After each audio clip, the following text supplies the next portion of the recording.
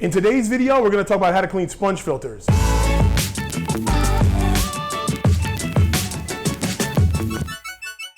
If you guys have been following the Fish Cave for a while, you know that I have sponge filters in every tank. In the big tank behind me, and also in these tanks over here, we also have sponge filters. I recommend they be used by most aquarists, and they fit a lot of needs. And a lot of people think you don't have to clean them. However, after a while you do. They are very low maintenance. However, they are not no maintenance. So today let's take a look at how to clean some sponge filters. One of the biggest benefits of having sponge filters in your tank is the fact that they don't need to be serviced too often. And when you do service them, it's pretty simple. However, there's a few key things you want to remember. So we're going to cover that today.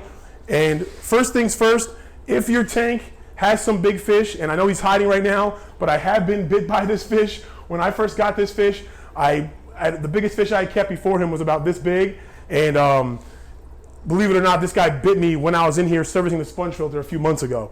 So make sure there's no big fish lurking. I clean these sponge filters probably about once a month. Now, the sponge filters in the rack system, I actually have never cleaned before, so it's going to be interesting when we clean a few of those later to see what they look like. But these sponge filters, it's pretty easy to tell. They're kind of thick and gunky, and essentially the quickest way to do it, in my opinion, is use tank water.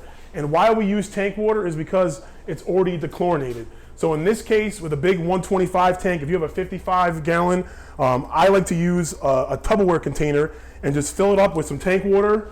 Now, typically you can do this during a water change. We're not doing a full-blown water change today, but we're just gonna take this portion of the sponge. Now, if you have a bigger sponge, it doesn't really matter what the size and shape. Sponge filters come in all different sizes and shapes, but it's all the same. And you just wanna go ahead and squeeze it out.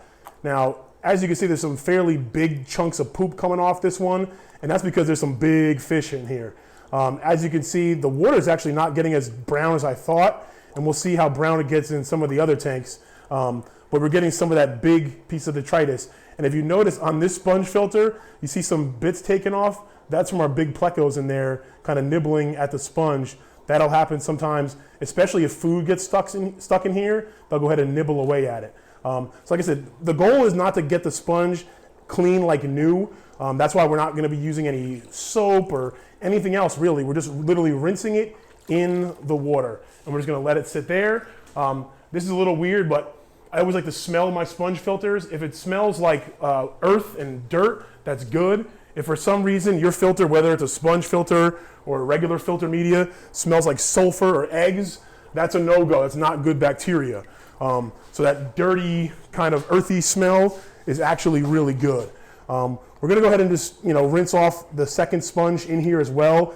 I'm not worried. There's so many filters and so much filtration on this tank. I'm not worried about cleaning too much of the good bacteria off. You'll notice in some of the smaller tanks, when we get to like the 10 gallons and the 20 gallons, I'm only gonna change or only gonna rinse one of the two sponges.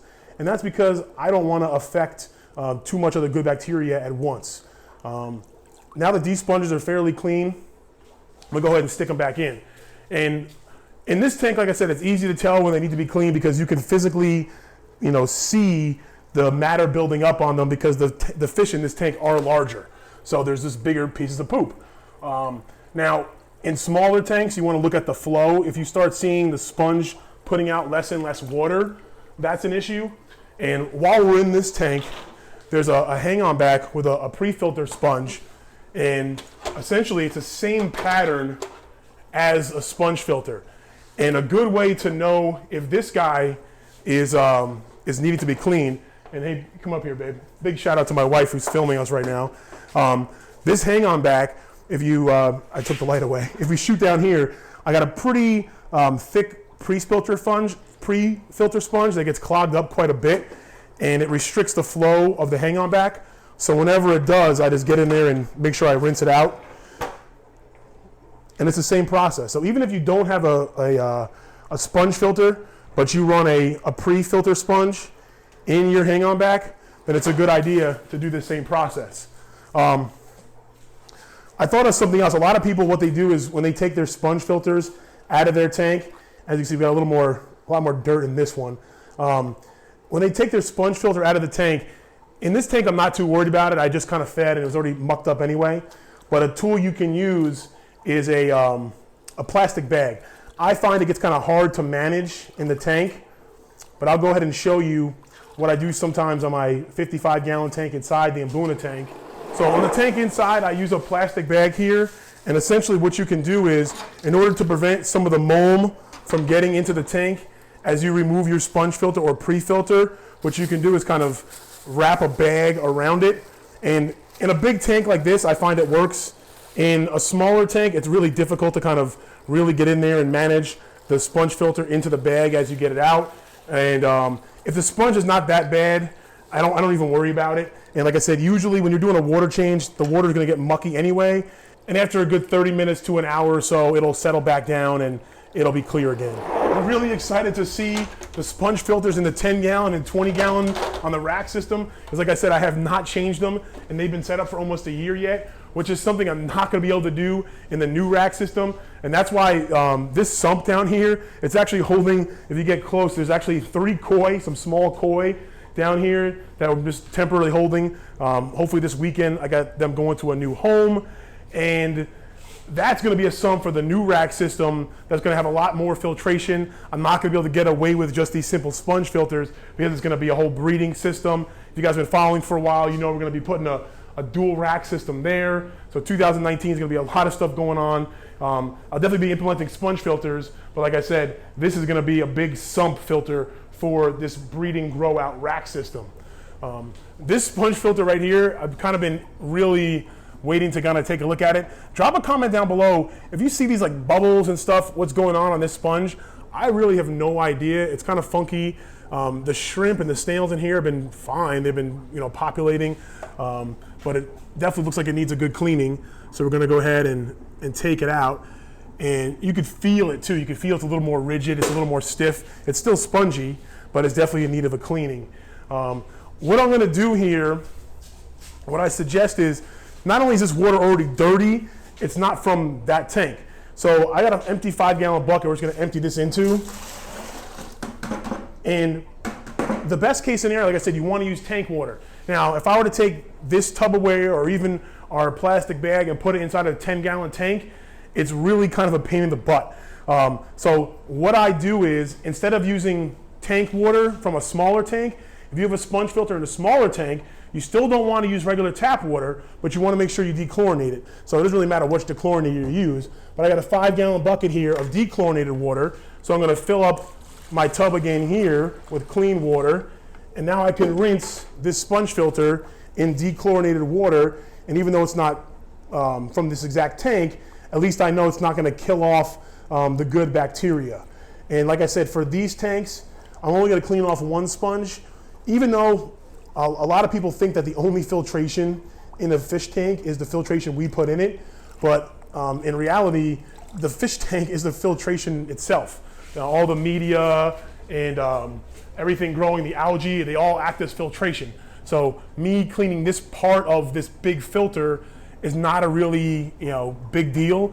And to be honest, I could probably get away with cleaning both of these filters, no problem. But in my opinion, there's no real risk, or there's no need to take that risk. I'm lucky that most of these tanks are really lightly stocked. That's why I can get away with sponge filters and then not really changing the sponge filters that often. Let's take a look at one of the tanks that's not fully stocked, but it's got a lot more fish than others. And there's some plecos hanging around down here. There's quite a bit of snails. It looks like the wife came out here and I thought it was a dead fish too, because whenever you see a bunch of snails, if you guys keep snails, you walk out to a tank and you see like a dozen snails on something, you're thinking, oh gosh, what died? But in this case, it was just a piece of algae wafer that I fed a few hours ago that everybody just decided to gang up on. So we're gonna go ahead and take this sponge filter out. As you can see here, it's been kind of stuck to the glass and it's fairly dirty. So once again, definitely in need of a clean.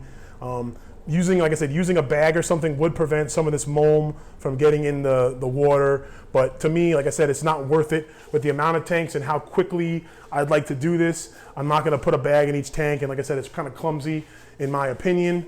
I can change the water again.